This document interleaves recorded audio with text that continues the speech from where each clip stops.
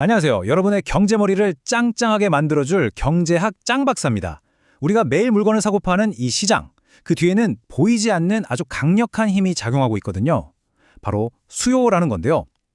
오늘은 미시경제학의 바이블이죠. 이중구 교수님의 교과서를 바탕으로 이 시장 수요라는 녀석을 아주 쉽고 명쾌하게 파헤쳐 보겠습니다. 정말 좋은 질문이에요.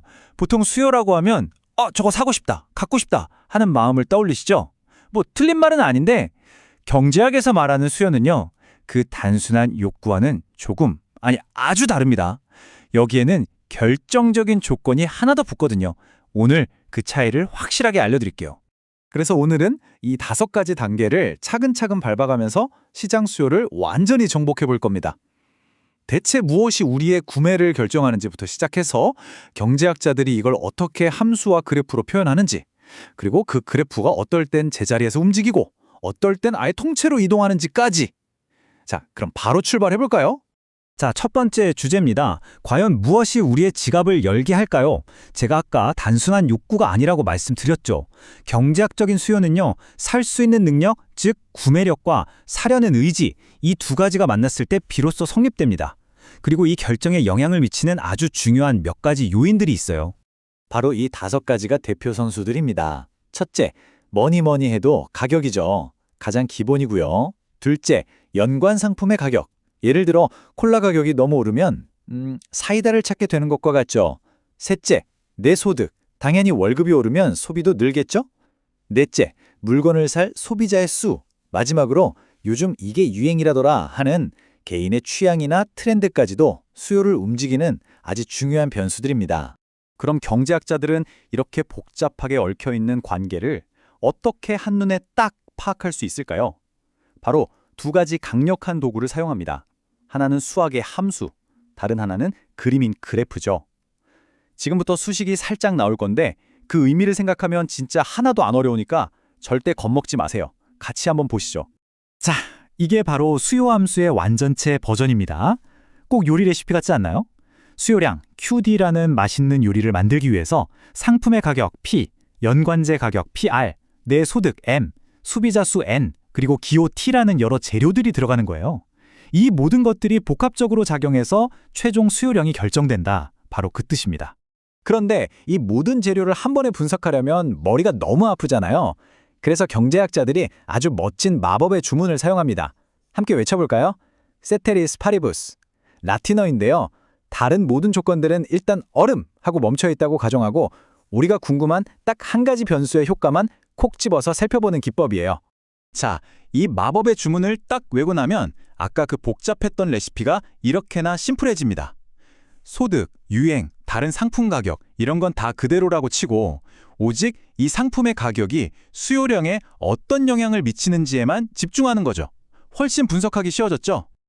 그리고 이 단순해진 관계를 그림으로 그린 게 바로 그 유명한 수요 곡선입니다. 세로축이 가격, 가로축이 수량인데요. 그래프가 오른쪽 아래를 향하고 있죠. 이게 바로 경제학의 제1원칙, 수요의 법칙을 보여주는 겁니다. 왜 이런 모양이냐고요? 이건 너무나 당연해요. 가격이 싸지면 더 많이 사고 싶고 비싸지면 덜 사고 싶어 하는 우리들의 솔직한 마음을 그대로 보여주는 거니까요. 자, 그럼 이 그래프를 실제 상황에 한번 대입해 볼까요? 마트에 갔는데 제가 제일 좋아하는 아이스크림이 반값 세일을 하고 있어요. 가격이 뚝 떨어졌죠? 그럼 수요는 어떻게 변할까요? 이 변화는요, 바로 이 수요 곡선 위에서 점이 움직이는 걸로 나타납니다. 자, 이 그래프를 다시 한번 보시죠. 다른 조건은 다 똑같은데 아이스크림 가격만 P1에서 P2로 떨어졌다고 해봅시다. 그럼 당연히 사람들이 아이스크림을 더 많이 사겠죠. 그래서 수요량이 Q1에서 Q2로 늘어납니다. 여기서 중요한 건 새로운 곡선을 그리는 게 아니라는 거예요. 원래 있던 D라는 수요 곡선 위에서 A라는 점에서 B라는 점으로 스르륵 이동하는 거죠. 이렇게 가격 때문에 수요량이 변하는 걸 경제학에서는 수요량의 변화라고 불러요. 그런데 만약에 상황이 좀 달라졌어요. 아이스크림 가격은 그대로인데 제가 갑자기 승진해서 월급이 2배로 올랐다고 쳐요. 그럼 어떨까요? 똑같은 가격이라도 아이스크림을 훨씬 더 많이 사 먹을 수 있겠죠. 바로 이럴 때 수요 곡선은 통째로 움직이기 시작합니다. 자, 그래프를 보세요. 이번엔 가격이 변한 게 아니라 소득이라는 가격 외의 조건이 변했어요. 그랬더니 어떻게 됐죠? 모든 가격 수준에서 더 많은 아이스크림을 사려고 하니까 원래 있던 수요 곡선 D가 아예 오른쪽으로 점프해서 D'으로 이사를 가버렸죠. 이렇게 곡선 자체가 움직이는 걸 우리는 수요의 변화라고 부릅니다. 자, 이 표가 오늘 내용의 핵심 중의 핵심입니다. 이거 정말 중요해요. 절대 헷갈리시면 안 됩니다. 원인이 오직 해당 상품의 가격 변화뿐이라면 그건 곡선 위의 움직임이고 수요량이 변한 거예요. 하지만 소득이나 유행처럼 가격 이외의 요인이 원인이라면 그건 곡선 자체가 이동한 거고 수요가 변한 겁니다. 경제학에서는 수요량과 수요, 이 두 단어를 아주 엄격하게 구분해서 쓴다는 거 꼭 기억해 주세요. 좋습니다. 이제 우리는 가격이나 다른 요인에 따라 수요가 변한다는 걸 알았어요. 그럼 자연스럽게 다음 질문으로 넘어가야겠죠? 그래서 대체 얼마나 변하는데 이 얼마나에 대한 아주 명쾌한 답을 주는 개념이 바로 탄력성입니다. 한번 생각해 보세요. 매일 타야 하는 버스 요금이 10% 오르는 거랑 1년에 한 번 살까 말까 한 명품 가방 가격이 10% 오르는 거랑 우리의 소비가 똑같이 줄어들까요? 천만에요. 이렇게 가격 변화라는 자극에 수요량이 얼마나 민감하게 혹은 둔감하게 반응하는지를 숫자로 탁 보여주는 게 바로 탄력성입니다. 공식이 조금 복잡해 보일 수 있는데 원리는 진짜 간단해요. 분모에는 원인, 즉 가격이 몇 퍼센트 변했는지를 놓고 분자에는 그 결과로 수요량이 몇 퍼센트나 변했는지를 넣는 겁니다. 쉽게 말해서 가격을 1%툭 건드렸을 때 판매량이 몇 퍼센트나 휙청 하는지를 보여주는 숫자라고 생각하시면 돼요.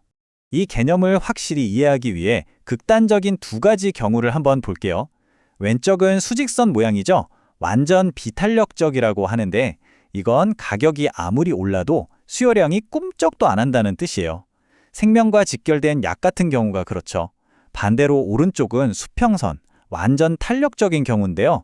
이건 가격을 아주 쥐꼬리만큼만 올려도 수요가 몽땅 사라져버리는 극도로 민감한 상황을 나타냅니다.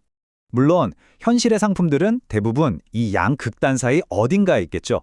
그래서 기준점 1을 사용합니다. 계산한 탄력성 값이 1보다 크다? 그러면 가격 변화보다 수요량 변화가 더 크다는 뜻이니까 탄력적이라고 하고요. 사치품 같은 게 그렇죠. 반대로 1보다 작으면 수요량 변화가 가격 변화에 둔감하니까 비탄력적이라고 합니다. 쌀이나 휴지 같은 생필품들이 여기에 해당됩니다. 쉽죠? 그렇다면 어떤 상품이 탄력적이고 어떤 상품이 비탄력적인지를 결정하는 가장 중요한 요인이 뭘까요?